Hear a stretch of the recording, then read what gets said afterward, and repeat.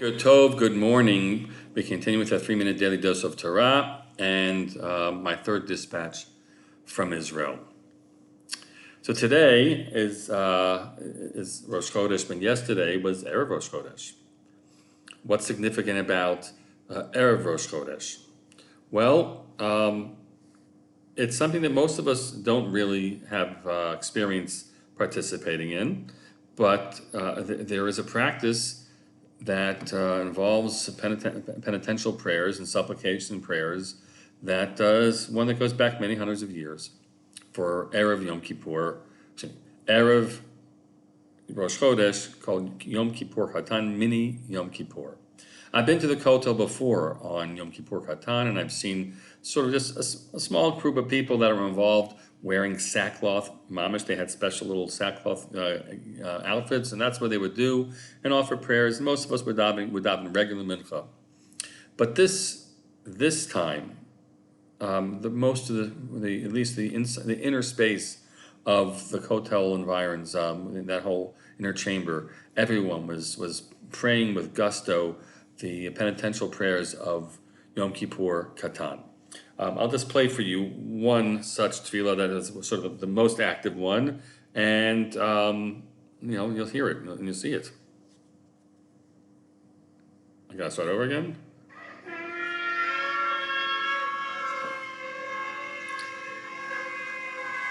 Shofar oaths being blown.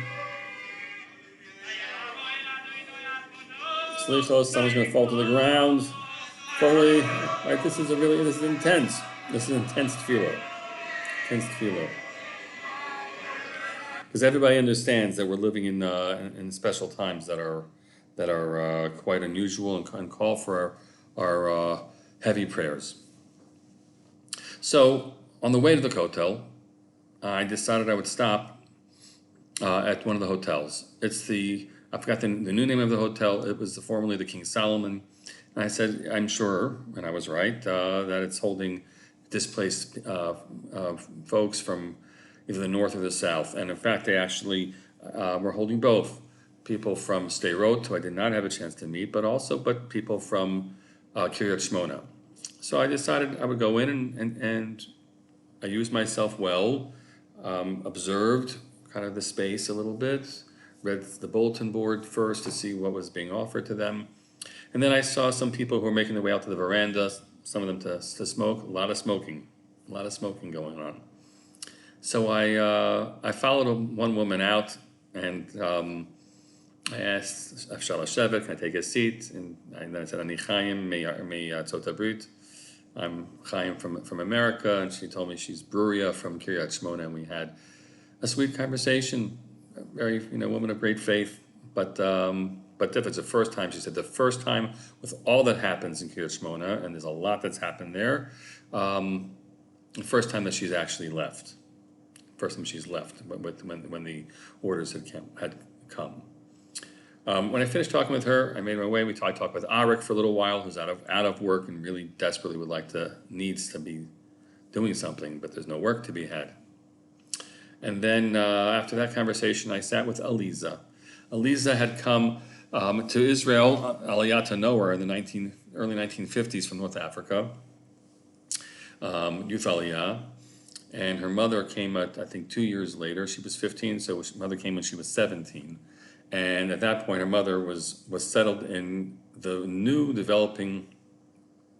town called Kiryat Shmona, which had a different name, an Arabic name beforehand. And she described really the very difficult conditions, standing on line for a shower, limited amounts of food, very, very harsh conditions. But they were part of it, and she was part of it. She was part of building Kiryat Shmona. So that was 1955, I think it was, that she moved there, and now she finds herself in this hotel.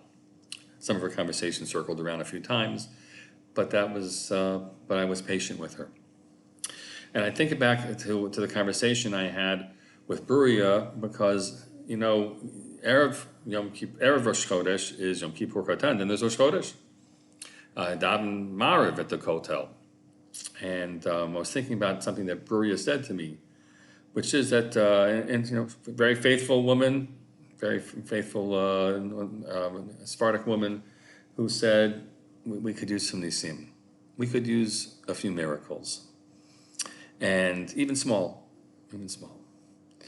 And you think about it, we have 2 months that are months of miracles. Nisan, the miracles around the Exodus, Yetzias Mitzrayim, and Kislev, the miracles of Hanukkah. And I took a moment to try to make sure that in my tefillah for Rosh Chodesh, I could say, in this month of miracles, we could use some miracles for God, your presence to be felt, to move the dial and help bring this to a close in a way that is good. And folks, that's what you should do as you daven this Rosh Chodesh. That's where your focus should be too. I want to conclude my remarks here with two comments. One was the way the day ended, which was just fantastic. It was awesome.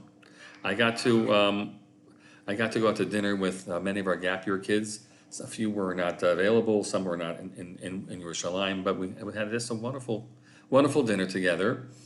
And at the end, I asked them what they want folks to know back home, and the message kind of was, we're doing okay. We're doing okay in this, and we're learning, and we're studying, and we're doing chesed, and they wanted people to know that. And at the same time, I gave them a bracha to realize just what it means to be part of Jewish history as it's unfolding, a difficult time in Jewish history. But it will pass. It will pass, and Am Yisrael will be stronger.